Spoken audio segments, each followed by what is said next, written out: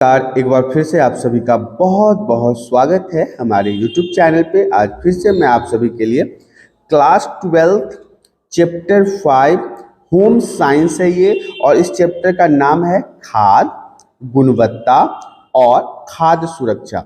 ये एक ऐसा चैप्टर है कि जब से मैंने YouTube पे आप सभी को पढ़ाना शुरू किया, सबसे ज़्यादा डिमांड मेरे से इसी चैप्टर का किया गया है, खासकर मेरे से।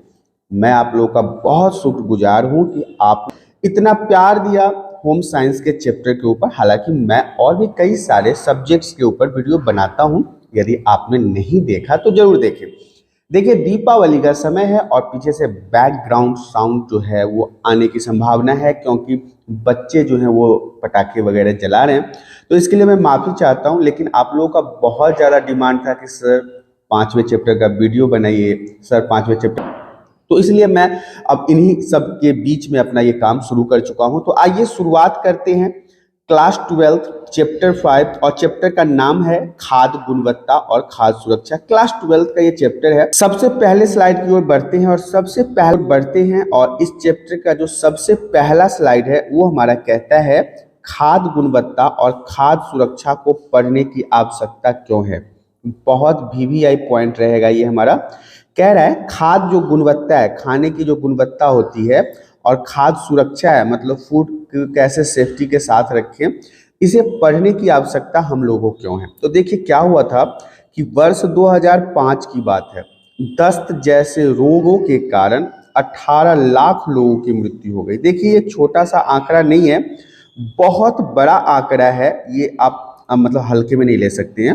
तो वर्ष 2005 की बात है, बहुत पुराना बात भी नहीं है। वर्ष 2005 में ही क्या हुआ, दस्त जैसे रोग, जिसमें हम लोग लूज मोशन वगैरह कहते हैं ना, उल्टी वगैरह कहते हैं, वोमिटिंग वगैरह कहते हैं, ऐसे बीमारी के कारण 18 लाख लोगों की मृत्यु हो गई। बहुत एक बड़ी संख्या में लोगों की मृत्यु हो गई।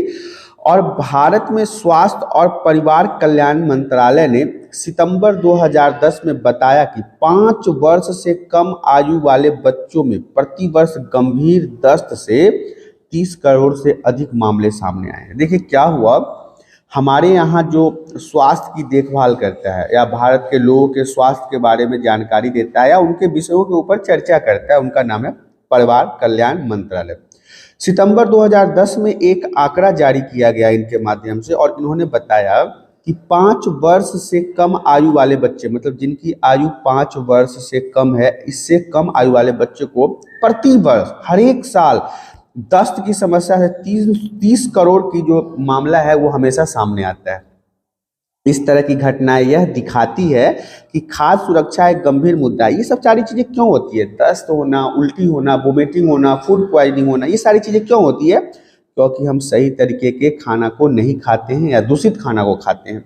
कई बार ऐसा होता है कि घर में रखी पुरानी चीज़ों का भी सेवन हम लोग अपने भोजन के रूप में कर लेते हैं, लेकिन ये गलत बात है। ऐसे क्या होता है ना, फूड पॉइजनिंग वगैरह हमारे पेट के अंदर हो जाता है, और फिर दस्त जैसी समस्या, वोमिटिंग जैसी समस्याएं, गैस जैसी समस्याएं उत्पन्न होना शुरू हो जाता है। पदार्थ है, उसकी अच्छी गुणवत्ता न होने से बहुत तरह की बीमारियां हो जा सकती है आपके शरीर में। खाद्य पदार्थों से होने वाले रोग न केवल मृत्यु के लिए उत्तरदायी है, बल्कि इनसे व्यापार और पर्यटन को भी काफ़ी क्षति पहुंचे। देखिए, यह एक ऐसा समस्या है जो खाना अगर आप सही तरीके से नहीं खाते हो और ये फूड पॉइजनिंग वगैरह हो जाता है, तो इससे होने वाले रोग से लोगों की बड़ी गंभीर समस्या है, तक होने का चांस होता है, और इससे व्यापार मतलब बिजनेस और पर्यटन पर भी काफ़ी क्षति पहुंचता है। तो ये सारी चीज़ें हैं। अब देखिए, ये क्वेश्चन ही कह रहा था ना कि खाद्य गुणवत्ता, खाद्य सुरक्षा को पढ़ने की आवश्यकता क्यों है। तो देखिए, यहाँ पे कितनी सारी बातें आपके सामने निकल के आ गई है। इस कारण से क्या होता है, धनार्जन में हानि, मतलब पैसे कमाने में भी नुकसान होता है, बेरोजगारी बढ़ती है, मुकदमेबाजी बढ़ती है, मतलब केस वगैरह हो जाता है, मुकदमा होता है, और आर्थिक विकास में रुकावट आ जाती है, इकोनॉमिकल सिस्टम में भी प्रॉब्लम आ जाता है। और इन कारणों से पूरे विश्व में आज के समय में खाद्य सुरक्षा और गुणवत्ता की महत्व में वृद्धि हो गई है। एग्जाम्पल के लिए मैं आपको बताना चाहूँगा, आप एक भारतीय नागरिक हैं, जब भारत के अंदर कहीं मैं एक एग्जांपल बताता हूँ। आप भारत के किसी राज्य के रहने वाले हैं और दिल्ली मुंबई गए, वहाँ पे कुछ आपने ऐसा खाना खा लिया जिससे आपका तबीयत बिगड़ गया, आपकी समस्या इतनी बढ़ गई कि आपको हॉस्पिटल जाना पड़ गया। तो ऐसे में क्या कभी आप खुशी मन से ऐसे जगहों पे घूमना जाना पसंद करोगे? तो पर्यटन का क्षति हुआ। आप जाओगे नहीं तो उसका खाना बिकेगा नहीं, व्यापार में क्षति हुआ। खाना बिकेगा नहीं तो उस राज्य को पैसे कमाने में दिक्कत होगा, इकोनॉमिकल सिस्टम में दिक्कत हो गया। तो ये सारी चीजें कहीं ना कहीं असर हमारे भारतीय इकोनॉमिकल सिस्टम पे डालता है, हमारे स्वास्थ्य पे डालता है, हमारे समाज पे डालता है, हमारे व्यापार पे डालता है। तो इन्हीं सब कारणों से खाद्य गुणवत्ता और खाद्य सुरक्षा जैसे टॉपिक को गंभीरता से जानने की जरूरत है। अब हम आगे की स्लाइड में बढ़ते हैं। अगला स्लाइड हमारा कहता है खाद्य सुरक्षा एवं गुणवत्ता से जुड़ी मूलभूत संकल्पनाएं क्या है। देखिए, खाद्य सुरक्षा और इसकी गुणवत्ता के जो मेन पॉइंट्स हैं उनके बारे में डिस्कस कर लेते हैं। देखिए, खाद्य सुरक्षा और फूड सेफ्टी के बारे में जान लेते हैं। फूड सेफ्टी का मतलब, फूड सेफ्टी जो है वो इंग्लिश वर्ड है, याद रखिएगा, मतलब खाने की सुरक्षा कैसे किया जाए। तो आइए हम खाने की सुरक्षा के बारे में जान लें। खाद्य सुरक्षा का तात्पर्य अर्थात मतलब उस प्रक्रिया से है जिसके द्वारा यह सुनिश्चित किया जाता है कि खाद्य पदार्थ उपभोक्ता के लिए सुरक्षित है अथवा वह उपभोक्ता को किसी प्रकार की हानि नहीं पहुंचाएगा। खाद्य सुरक्षा को बेहतर ढंग से समझने के लिए निम्न संकल्पनाओं को समझना भी जरूरी है। कि संकल्पनाओं को हम आगे बाद में जानेंगे, पहले तो हम ये जान लेते हैं कि फूड सेफ्टी होता क्या है। तो देखिए, किसी भी प्रकार के खाने की चीज के बारे में यह 100% सुनिश्चित करना कि इस तरह के खाने से किसी भी प्रकार का नुकसान इंसान के शरीर में नहीं होगा, यह सबसे पहले जरूरी है। इसके अलावा ये भी जरूरी है कि जो उपभोक्ता हैं, जो उन चीज़ों को खरीद रहे हैं, उन्हें किसी प्रकार से यह हानि नहीं पहुंचाएगा। अगर ये सारी चीज़ें सुनिश्चित हो जाती है, ये सारी चीज़ें बिल्कुल कंफर्म हो जाता है, उसी को हम खाद्य सुरक्षा या फूड सेफ्टी कहते हैं। देखिए, अविषालुता और विषैलापन के बारे में जान लेते हैं, ये भी इम्पोर्टेंट रहेगा आपके एग्जाम के लिए। किसी पदार्थ का विभिन्न परिस्थितियों में किसी भी प्रकार का क्षति अथवा संकट उत्पन्न करने की क्षमता को उस पदार्थ की अविषालुता और विषैलापन कहते हैं। वेरी इंपॉर्टेंट टॉपिक है। देखिए, विषैलापन होता है क्या? विष से हम सभी वाकिफ हैं, हम लोग जहर को ही तो विष कहते हैं। देखिए, खाने में भी कई प्रकार के ऐसे टॉक्सिन होते हैं जो इंसान के शरीर के लिए विष का काम करते हैं। तो कह रहा है किसी पदार्थ का विभिन्न परिस्थितियों में किसी भी प्रकार की क्षति अथवा संकट उत्पन्न करने की क्षमता को उस पदार्थ की हम विषैलापन कहते हैं। कोई एक ऐसा पदार्थ जिसके सेवन से हमारे शरीर में क्षति उत्पन्न हो रही है, रोग उत्पन्न हो रहा है, परेशानी उत्पन्न हो रही है, बीमारी उत्पन्न हो रहा है, टॉक्सिसिटी बढ़ रहा है, तो ये सारी चीजें क्या कहलाएगा? विषैलापन कहलाएगा। यहाँ खतरे से क्या होता है कि तात्पर्य उस सापेक्षित संभावना से होता है जब किसी पदार्थ को उसके प्रस्तावित तरीके और मात्रा में प्रयुक्त न किया जाए, उसके फलस्वरूप क्षति हो सकती है। संकट भौतिक, रासायनिक और जैविक तीनों होते हैं। देखिए, कई बार ऐसे खाद्य पदार्थ होते हैं जिनको सही मात्रा में नहीं खाने से भी हमारे शरीर में परेशानी होता है। सही मात्रा कहने का मतलब है यदि आप किसी भोजन को बहुत अधिक खा लो, बहुत अधिक मात्रा में सेवन कर लो, तो वो हमारे शरीर के लिए नुकसानदायक होता है। या फिर कोई ऐसा सामान है जिसके बनाने के लिए अलग अलग प्रोडक्ट का उपयोग होता है और आपने उसे संतुलित तरीके से नहीं मैच किया है, तो वो भी हमारे इंसान के शरीर के लिए काफ़ी खतरनाक हो सकता है।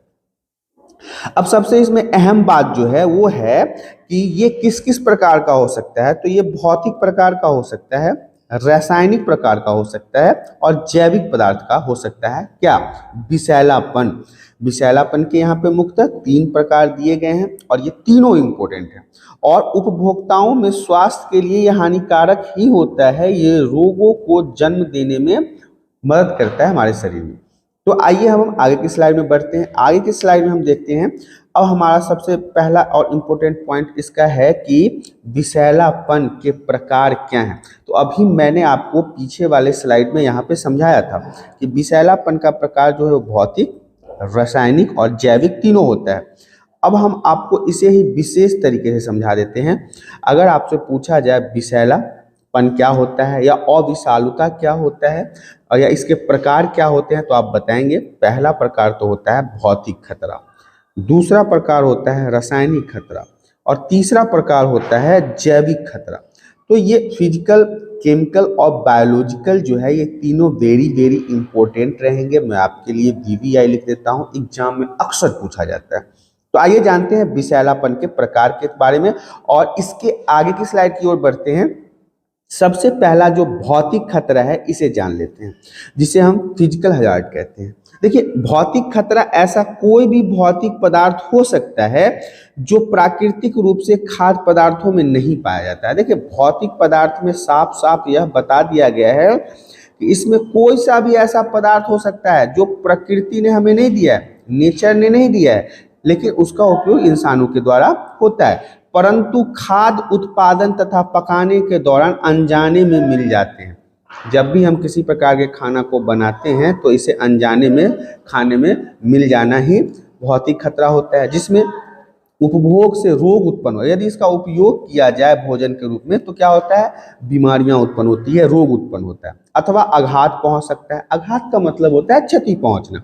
तो ऐसी चीजें जो अनजाने में हमारे भोजन के साथ मिल जाती है, हमें पता नहीं होता, चावल में कंकर का मिलना, दाल में कंकर का मिलना, पत्थर मिलना, कील मिलना, तार मिलना, गंदगी मिलना, ये सब इंसान के शरीर के लिए बहुत खतरनाक होता है और इसे ही हम फिजिकल हजार्ड भी कहते हैं, खतरा कहते हैं, क्योंकि कोई जानबूझ के चावल में कंकर नहीं खाता है।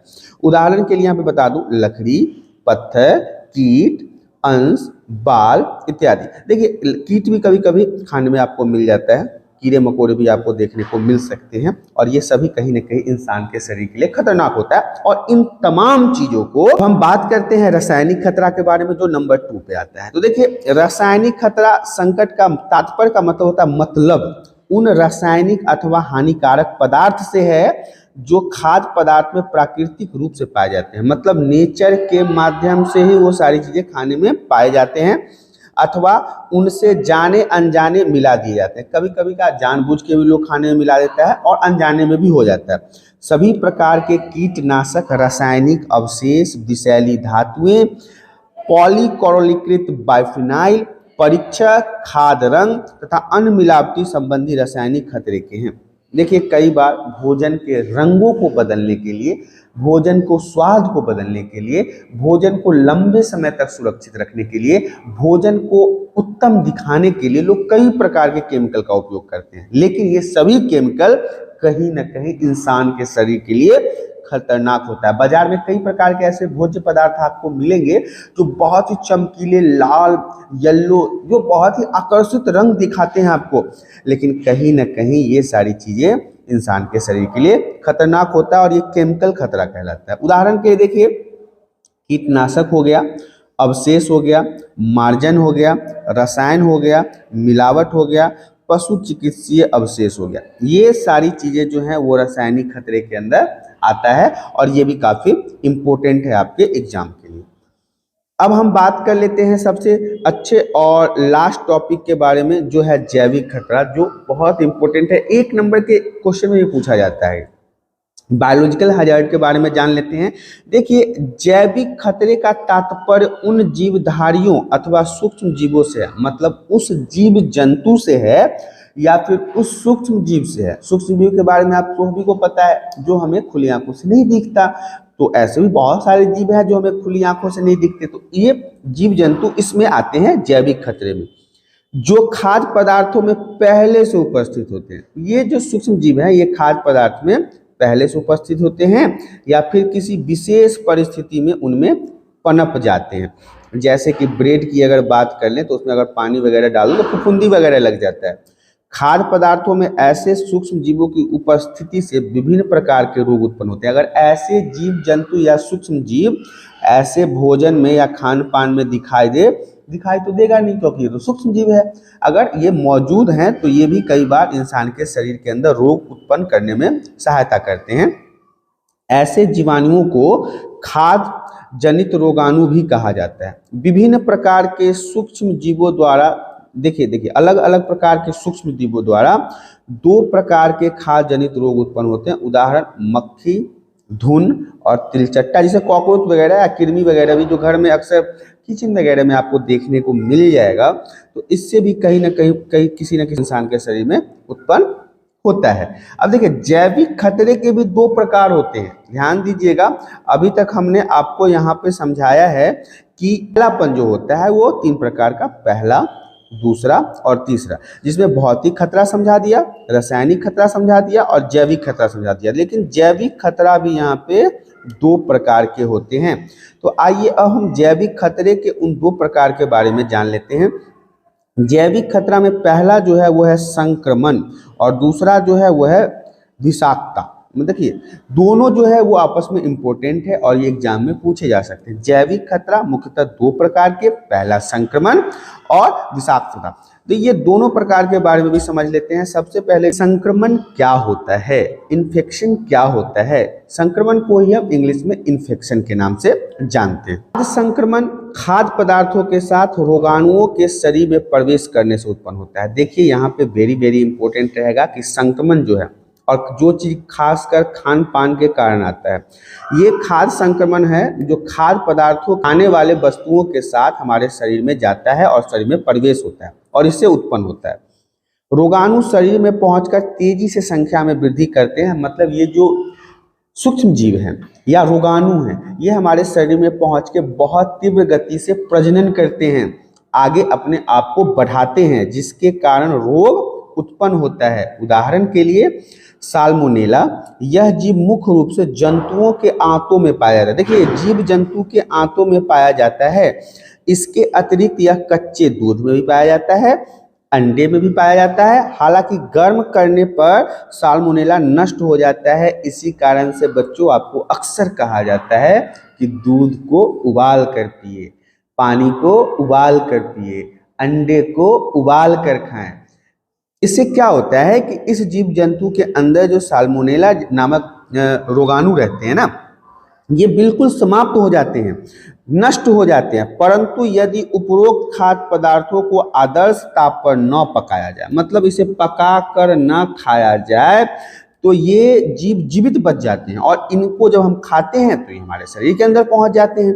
आमतौर पर साल्मोनेला पारसूसन द्वारा फैलते हैं। मतलब ये शरीर में गया अपने आप कोई करेगा कि आपके शरीर में रोगों की बौछार कर देगा।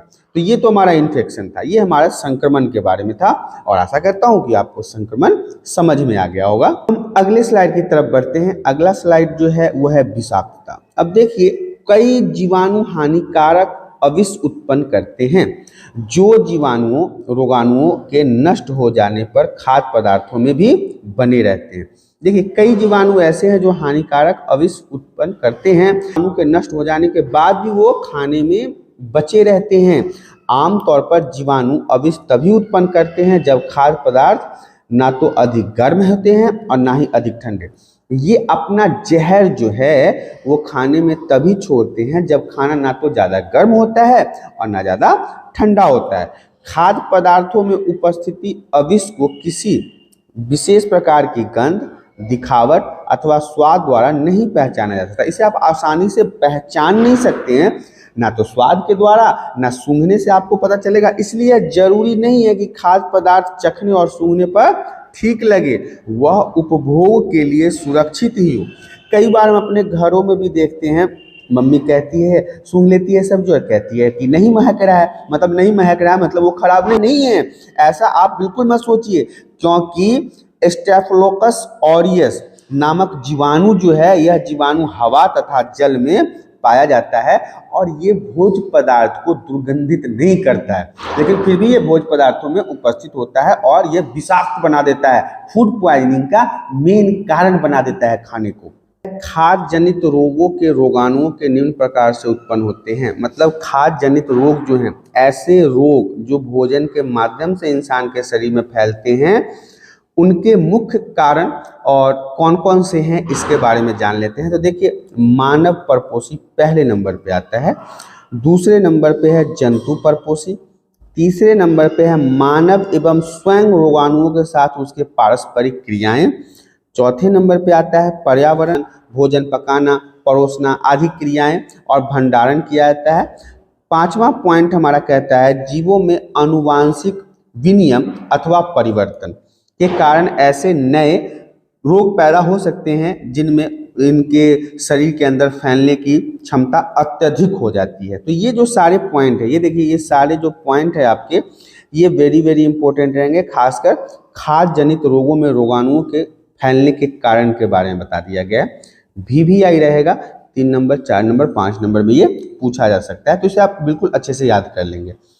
आगे की स्लाइड में बढ़ते हैं। अगला पॉइंट हमारा कहता है संदूषण क्या होता है। तो देखिए, खाद्य पदार्थों के उत्पादन, संसाधन अथवा भंडारण के दौरान खाद्य पदार्थों में हानिकारक अथवा आपत्तिजनक बाहरी पदार्थ जैसे कि रसायन, सूक्ष्म जीव और इस प्रकार की उपस्थिति संदूषण या प्रदूषण कहते हैं। देखिए, यहाँ क्या होता है कि जब भी हम भंडारण करते हैं आटा, चावल, गेहूं का, तो उसमें ना हम जहर का इस्तेमाल करते हैं। एक जहर सल्फेस आता है जो गाँव में अक्सर ऐसे जगहों पे रखा जाता है ताकि चूहे, कीट वगैरह वहाँ पे ना आए। तो खाद्य पदार्थ के उत्पादन, संसाधन और भंडारण के दौरान जिस प्रकार के बाहरी रासायनिक चीजों का उपयोग किया जाता है वही हमारा संदूषण कहलाता है। अपमिश्रण क्या होता है इसे भी जान लीजिए। वह क्रिया है, वह काम है जिसमें बेईमानी करने के लिए किसी उत्पादन को सस्ता बनाने या नकली सामग्री तैयार करने के लिए जानबूझकर या संयोगवश ऐसे अशुद्ध, सस्ते या अनावश्यक पदार्थ मिलाए जाते हैं जिससे खाद्य पदार्थों की वास्तविक गुण और संगठनों में परिवर्तित आ जाता है तथा खाद्य पदार्थ एक गुणवत्ता भी कम हो जाती है। अपमिश्रण कहलाता है। बड़े इंपॉर्टेंट VVI मैं बोल देता हूँ, 1 नंबर में पूछा जा सकता है। कई बार बाजार में जो भी चीजें हम खरीद के लाते हैं यह जरूरी नहीं है कि वह शुद्ध ही हो। तो अपमिश्रण में क्या होता है कि जो बड़े बड़े साहूकार, बनिया, दुकानदार होते हैं वो चीजों में मिलावट करते हैं, महंगे चीजों में सस्ते चीजें मिला देते हैं जिससे वो समय अपने व्यापार को बढ़ाने के लिए आम नागरिकों के स्वास्थ्य के साथ खिलवाड़ करते हैं और यह जो है इंसान के काफी नुकसानदायक होता है और उस खाद्य पदार्थ की गुणवत्ता को भी यह कम कर देता है। अपमिश्रण कहलाता है। अब हम बात कर लेते हैं खाद्य गुणवत्ता, फूड क्वालिटी क्या होता है। तो देखिए, खाद्य गुणवत्ता का तात्पर्य उन गुणों से है जो उपभोक्ताओं के लिए उत्पादन के महत्व को प्रभावित करते हैं। किसी खाद्य पदार्थ की क्वालिटी का निर्धारण करते समय उसके सकारात्मक गुण जैसे कि रंग, सुगंध, बनावट इत्यादि के साथ साथ उसके नकारात्मक गुण जैसे सड़ना, संदूषण, अपमिश्रण, खाद्य सुरक्षा, खतरे इत्यादि को भी आकलन किया जाता है। अब यहाँ पे ये समझ लीजिए कि खाद्य गुणवत्ता क्या है। चीज को अगर हम भोजन के रूप में लेते हैं तो हमें वहाँ पे क्या देखते हैं कि वो गर्म होना चाहिए, उसमें से बदबू नहीं आनी चाहिए, उसका रंग सही होना चाहिए, ये सारी चीजें हैं। और उसके नकारात्मक गुणों को भी लोग देखते हैं कि ये कब सड़ रहा है, कैसे सड़ रहा है, इसमें किसी प्रकार का मिलावट तो नहीं है। तो ये सारी चीजें जो है देखने के बाद ही हम किसी भी भोज्य पदार्थ को ग्रहण करें, यही हमारा खाद्य गुणवत्ता और फूड क्वालिटी के रूप में जाना जाता है। ये तीनों पॉइंट काफी इंपॉर्टेंट है आपके एग्जाम के लिए, बिल्कुल सही तरीके से इसे समझ लीजिएगा। अगर कोई डाउट वगैरह आता है तो आप हमें कमेंट करके बता सकते हैं। अगर कोई पॉइंट में आपको डाउट है तो मैं कोशिश करूंगा कि आपके लिए एक छोटी सी वीडियो में उस पॉइंट को कवर किया जाए जिससे आपकी प्रॉब्लम सॉल्व हो जाए और आपको एग्जाम में किसी भी प्रकार की परेशानी ना हो। आगे की स्लाइड में बढ़ते हैं। अगला स्लाइड हमारा कहता है खाद्य मानक क्या है, मतलब फूड स्टैंडर्ड्स क्या है।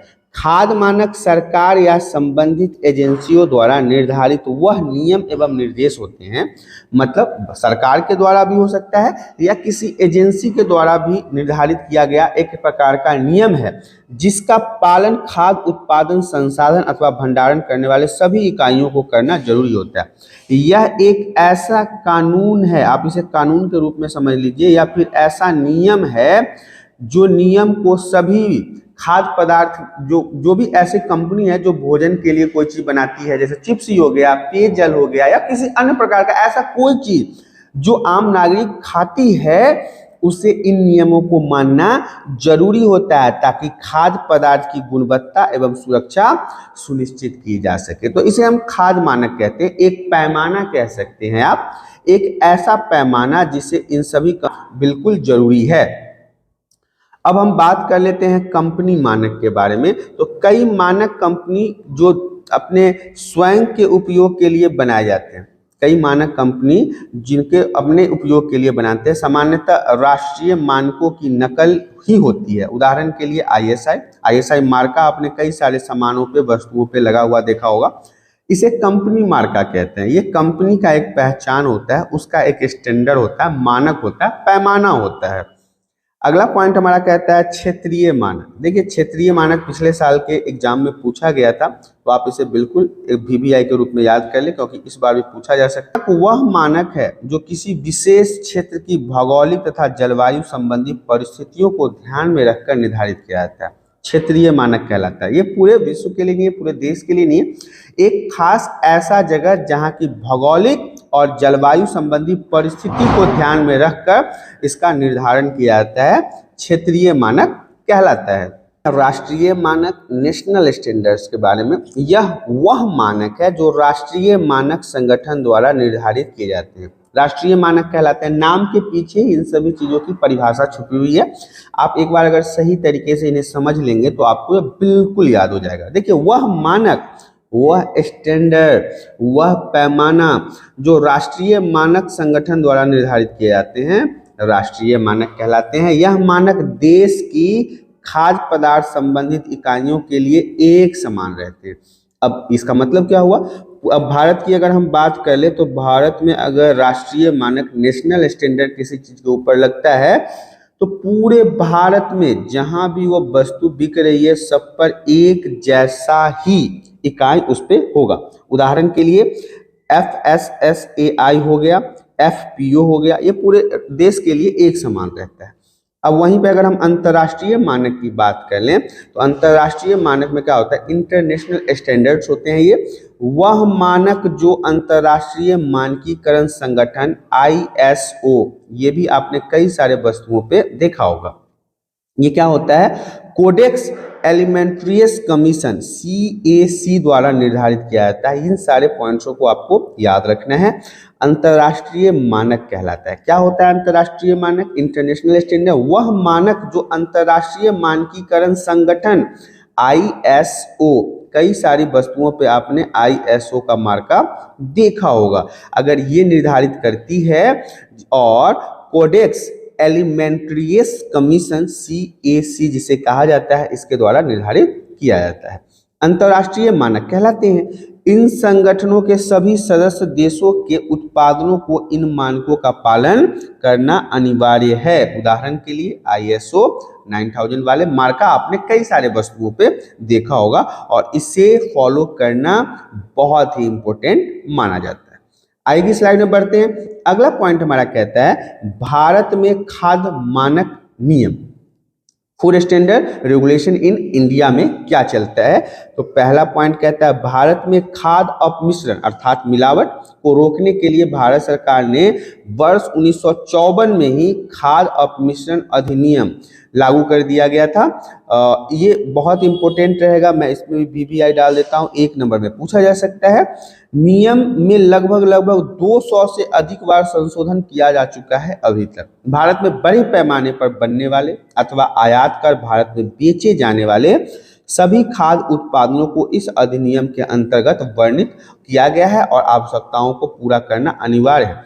अगर कोई भी व्यक्ति इस प्रकार के धांधली में पाया जाए या फिर इस प्रकार के मिलावट करते हुए पाया जाए या कोई कंपनी ही इस प्रकार के धांधली में पाया जाए तो उसके लिए कड़ा कानून बनाया गया है। तो ये भारत में खाद्य मानक अधिनियम है, याद रखिएगा। कब बनाया गया? सरकार ने वर्ष 1954 में इसे बनाया था और इसे अभी तक वर्तमान समय तक 200 से अधिक बार संशोधित भी किया जा चुका है, मतलब बदलाव किए गए हैं इसके अंदर, भारत के खाद्य मानक अधिनियम के अंदर। पार्ट को हम यही समाप्त करते हैं। आपको अब कंटिन्यू पार्ट 2 की तरफ जाना पड़ेगा और ये वीडियो भी बहुत जल्द आने वाला है। तो तब तक के लिए आप हमारे चैनल को लाइक और सब्सक्राइब कर लें ताकि इसी प्रकार के एजुकेशनल वीडियो आपको हमेशा प्राप्त होता रहे। आशा करता हूं कि आज के वीडियो में दी गई जानकारी आप सभी को पसंद आया होगा और वो सभी सब्सक्राइबर जिन्हें चैप्टर 5 की बहुत ज़्यादा जरूरत थी उनके लिए वीडियो आ रहा है। आपको घबराने की बिल्कुल जरूरत नहीं है। अब डेली आपके लिए एक न एक वीडियो को रिलीज किया जाएगा। हालांकि चैप्टर बहुत बड़ा था इसलिए मैंने इसे 2 पार्ट में बांट दिया है ताकि आपको पढ़ने में दिक्कत ना हो। साथ ही साथ मैं एक बार फिर से रिपीट करना चाहूँगा कि आप सभी को यदि परेशानी होती है किसी भी प्रकार के पॉइंट्स को समझने में, आप हमें कमेंट करके जरूर बताएं ताकि आपके लिए छोटा सा वीडियो बना के उस पॉइंट को अच्छे से और डिस्क्राइब और आसान भाषा में बता दिया जाए और आपके एग्जाम के लिए काफ़ी महत्वपूर्ण भी हो सकता है। तो अब यहाँ पे हमें इजाज़त दीजिए, हम आपसे फिर रूबरू होंगे इसके पार्ट 2 में। तब तक के लिए धन्यवाद।